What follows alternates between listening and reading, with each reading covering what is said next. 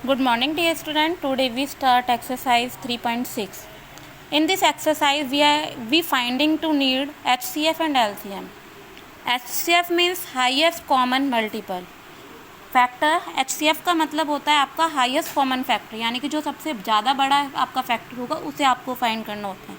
And LCM list common multiple, या lowest या list दोनों का मीन्स आपका एक ही होता है, लिस्ट कॉमन मल्टीपल या फिर आपका लोवेस्ट कॉमन मल्टीपल. तो आपको एलसीएम निकालने के टू मेथड होता है, एक तो प्राइम फैक्टराइजेशन, दूसरा होता है कॉमन डिवीज़न. आप कॉमन डिवीज़न करके आप एलसीएम निकाल सकते हैं.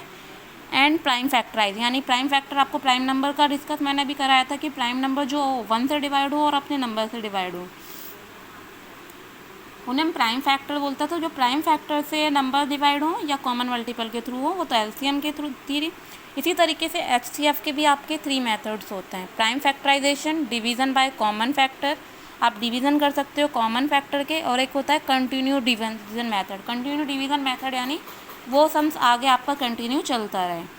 क्वेश्चन नंबर फर्स्ट है आपको फाइंड द एचसीएफ. क्या फाइंड करना है? HCF 36 and 252.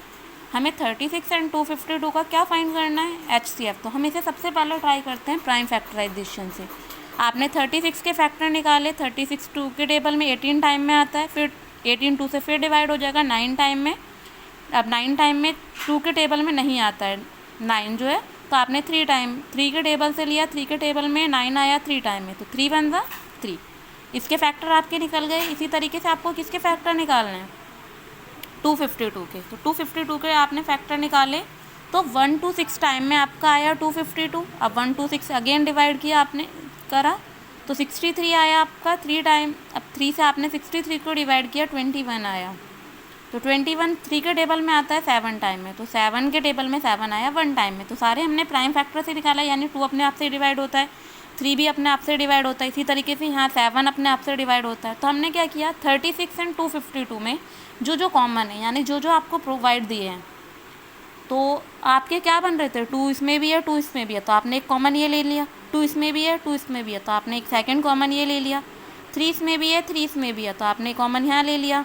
3 इसमें है तो 3 इसमें है, यह भी कॉमन ले लिया. लेकिन 7 का कोई कॉमन नहीं है, तो आपने क्या करा, जो कॉमन लिए थे उन्हें आपने ले लिया. 2 मल्टीप्लाई 2 मल्टीप्लाई 3 मल्टीप्लाई बाई 3. तो एचसीएफ कितना हुआ? 2 2 ज़ा 4, 4 3 ज़ा 12, 12 3 ज़ा 36. तो आपका एचसीएफ हो गया 36. इसी तरीके से इन दिस क्वेश्चन 170 एंड 238. तो हमने इसमें क्या करा? डिवीज़न मेथड का यूज़ किया. 170 238, यानी आपने 170 के टेबल में 1 टाइम में 170 आया, तो आपके पास कितना बचा?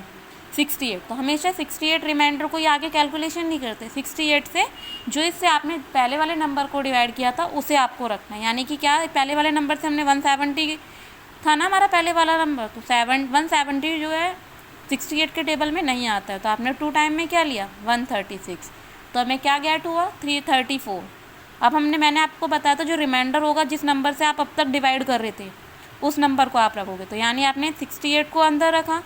34 के टेबल में 2 टाइम में क्या आता है? 68. तो आपका रिमाइंडर क्या हो गया? 0. जब तक आपका रिमाइंडर 0 नहीं आता है और जिस नंबर से आपका रिमाइंडर 0 आ जाता है वही आपका एचसीएफ हो जाता है. यानी कि 34 के कैलकुलेशन से आपका रिमाइंडर 0 हुआ है, तो एचसीएफ कितना हो जाएगा? 34. इसी तरीके से आपका E part, C D E another जो पार्ट्स हैं इसी तरीके से वो आपको करने हैं. Now question number second, find the LCM. आपको एलसीएम फाइंड करना है 30 एंड 75. तो एलसीएम में हमेशा दोनों चीज़ एक साथ लेते हैं, जैसे एचसीएफ में अलग अलग लेते हैं वहीं एलसीएम में दोनों चीज़ों को एक साथ लेते हैं. तो आपने क्या करा? 30 एंड 75 का एलसीएम निकाला. 2 के टेबल में 30 आता है 75 नहीं आता. जो नहीं आता उसे आप एज इट इज़ तब तक रखते जाएंगे जब तक कि 2 से कटना बंद ना हो जाए. तो 2 के टेबल में 30 आता है 15 टाइम में और 75 नहीं आता, तो मैंने 75 को एज इट इज़ रखा. अब दोनों नंबर किससे कट जाएंगे? 3 से. तो 3 के टेबल में 5 टाइम में आपका आता है 15 एंड 25 टाइम में आएगा 75. अब ये 3 से भी कटेगा नहीं, तो यानी अब हम किससे काटेंगे? 5 1 ज़ा 5, 5 5 ज़ा 25. अभी ये 5 से जाएगा 5 1 ज़ा 5. अब आपका पूरा कैलकुलेशन हो गया. तो आपने क्या करा? जितने भी फैक्टर्स इनके बने उनकी कैलकुलेशन करी, यानी मल्टीप्लाई करी. 2 3 ज़ा 2 मल्टीप्लाई 3 मल्टीप्लाई 5 मल्टीप्लाई 5, यही चारों फैक्टर बने थे. 2 3 ज़ा कितने होते हैं हमारे?